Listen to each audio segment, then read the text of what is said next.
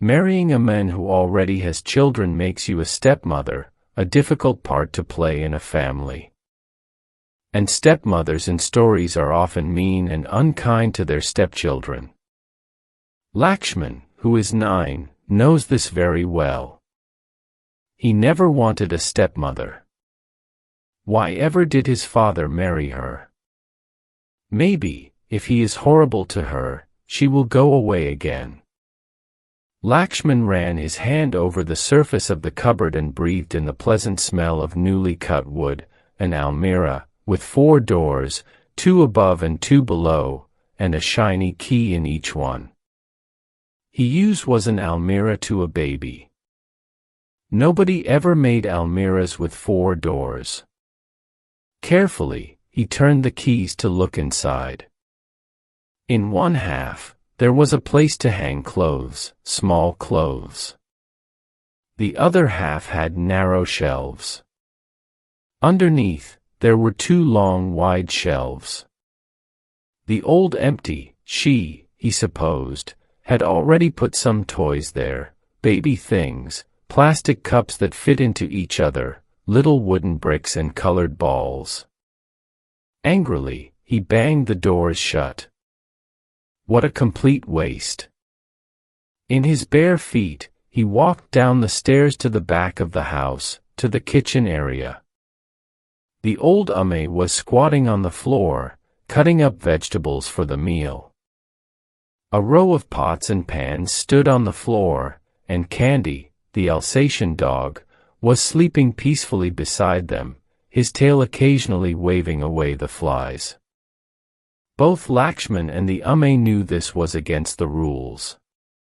The rules the new woman had made after she took control of the house. But they understood each other, the old cook and the boy. He squatted down opposite her, watching her. Although he was 9, he was small for his age, small but strong. He wore an old shirt and a too small pair of washed-out blue trousers.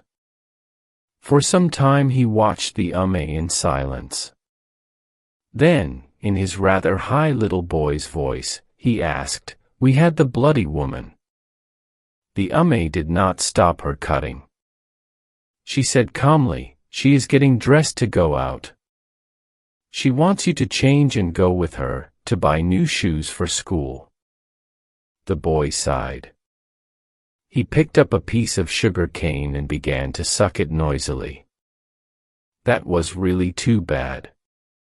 Did she really think he'd go out with her? Walk in the street where all his friends would see him? True, his father had said she would help him and look after him. But that did not mean she could give him orders, or that he had to do what she wanted.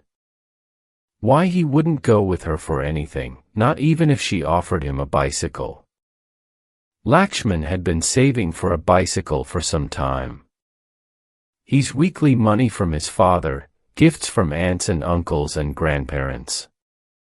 All this was carefully saved. In fact, Lakshman lived for the day when there would be enough for that bicycle. But dislike of his stepmother was so great that he could not even imagine himself accepting a bicycle from her. He bit off a piece of sugar cane and said, crossly, "I am not going out with her to buy a pair of shoes." It was hot in the kitchen. The Umme lifted a corner of the cotton cloth she was wearing wrapped around her like a skirt and wiped the sweat from her face and neck. At that moment, Lakshman's stepmother appeared in the doorway. Her eyes took in the scene and narrowed angrily. She raised her voice and said, "Umme, I have told you again and again not to cut vegetables on the floor." And then to Lakshman, "Go and change your clothes. I want to take you out to buy a pair of shoes." Neither Umme nor the child moved. The Umme began to cut vegetables again with great concentration. Lakshman looked quickly at his stepmother, the she-devil. Whatever had made his father marry her? He said, May doesn't understand English and I don't want to go out. You buy the shoes for me." The woman straightened her back and looked down at him. "If May doesn't understand English, why don't you tell her in Sinhalese? And you say you won't come out with me. Well, I can't buy a pair of shoes unless you try them on. So please get ready, quickly now." He turned to May and said in Sinhalese, "That bloody woman says not to cut vegetables on the floor." Very slowly and heavily, the May got up from where she was squatting. She picked up the vegetables and threw them on the kitchen table. Then she said to the child, "Tell her, I can't work for her. Also, I am not well. I have to go home." Lakshman repeated in English exactly what the old cook had said. The tall one looked from the child to the old woman a little helplessly. Then shrugged her shoulders. If she is not feeling well, she must go home and get better. Meanwhile, you get ready, I am waiting. He stepped right in front of his stepmother. He had to bend his head far back in order to see her face. He collected the spit in his mouth. Then walked slowly and deliberately to the corner of the kitchen, where there was a space for washing vegetables, and spat. Spitting was the best way to drive away evil things. Then he said, "But I told you, I am not coming." She took a deep breath. "All right, if you are not coming, I am not buying the shoes." She turned and walked towards the front door. Lakshman ran after her and shouted so that it echoed down the road. "If you don't buy those shoes, I will tell all the neighbors and relations what a mean, hateful, horrible stepmother you are." She didn't even turn her head. All she said was, "You tell them whatever you like, Lakshman. But if you want a pair of shoes, you have got to come and try them on. Or else, no shoes." He watched her drive off. He was very angry, but not because he needed the shoes so badly, but because he felt she had won this particular argument.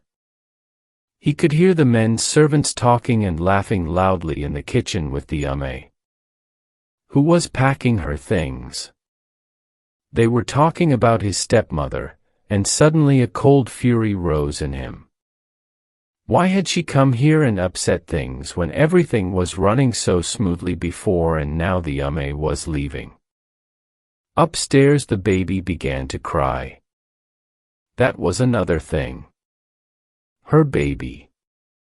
All that fuss and bother about him. You would think nobody had ever had a baby before. And all that nonsense about keeping him clean and not touching him with dirty fingers. And almirahs.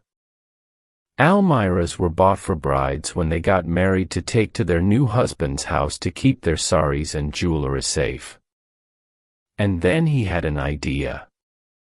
Thoughtfully, he climbed back up the stairs. There stood the almirah with its smell of new wood.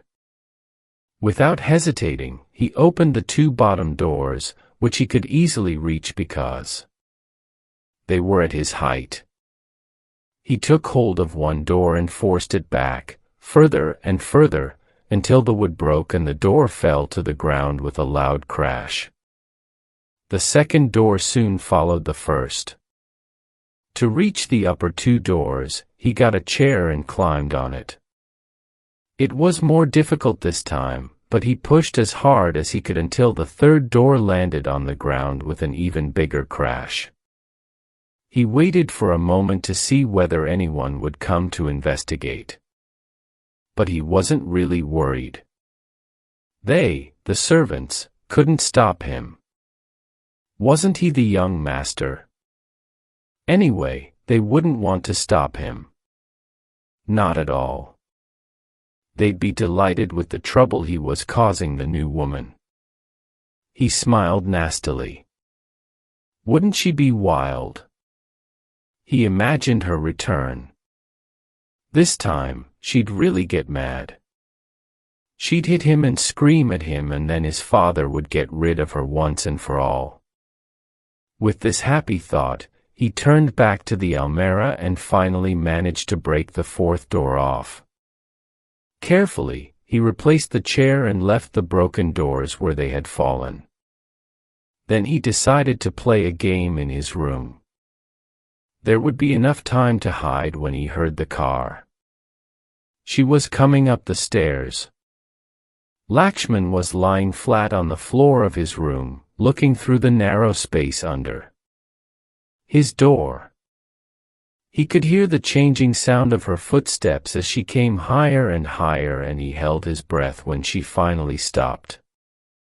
She stopped for quite some time. Then she called not him but the servant. She asked, "Who has done this, Somapala?" Somapala, who had not seen the broken Almera before, gasped and said, "I don't know." There was another pause, and she said something Lakshman couldn't hear. Then she went into her bedroom. That was too much for Lakshman. After all his hard work, he jumped up from the floor, ran through the doors and burst into her room without knocking. She was standing by the mirror, examining her face, and his eyes met hers in the mirror. He screamed, "You want to know who did it?" "Well, I did it."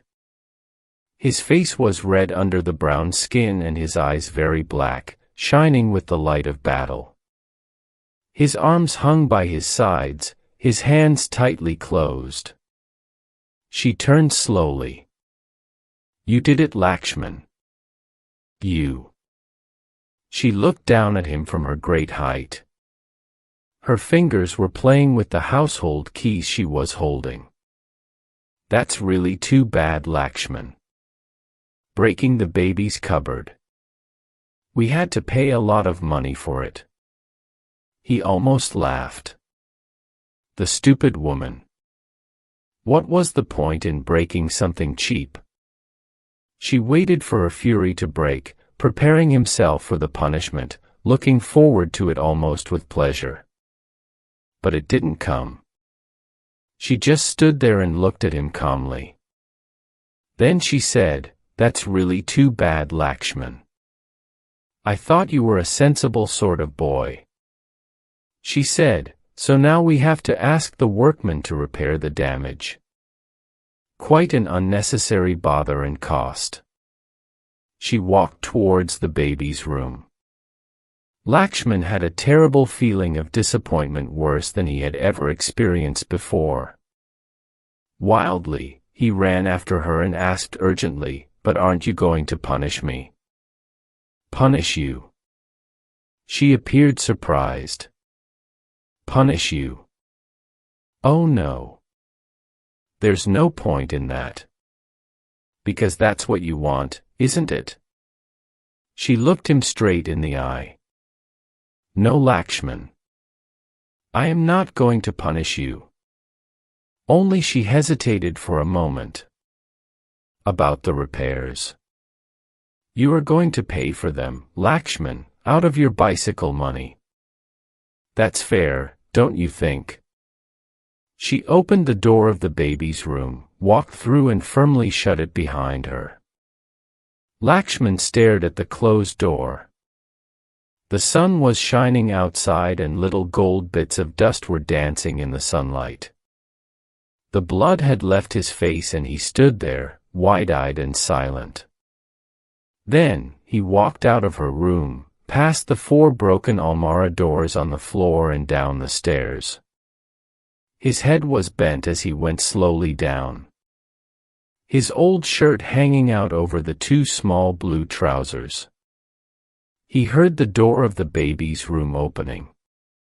The woman was looking down at him from the top of the stairs, but he pretended not to see and continued going down without stopping. She said, "Lakshman." Pause. "Lakshman, we can come to an arrangement." He did not look up. But there was no longer any sharpness in her voice. Instead, there was a warm note in it that the child did not fail to notice.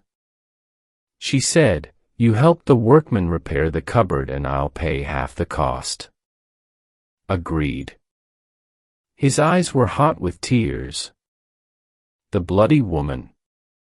He whispered to himself, the bloody, bloody woman. But he slowed down, and as he reached the bottom of the stairs, she heard him begin to whistle. Agreed. He shouted and ran quickly out of sight.